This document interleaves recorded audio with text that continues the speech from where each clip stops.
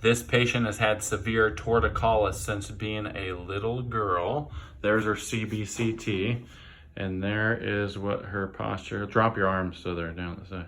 Yep, looks from. And C2 misalignment, a severe torticollis case for like since a little girl, right? Yes, a baby. Since a baby.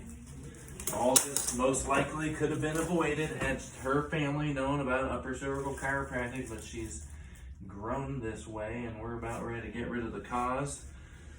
And we'll show a video later on of her much straighter. That's what's coming. Okay. Hold that right there. So you're going to hear a big loud noise. It's the table, not your neck.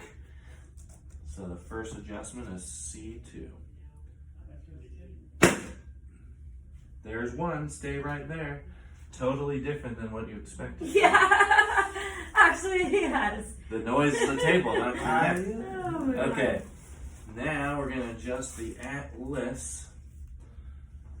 This is... Yeah, that's where I get the most pain. Yeah.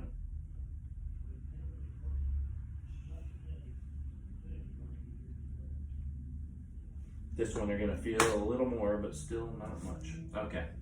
Don't move. Stay right there.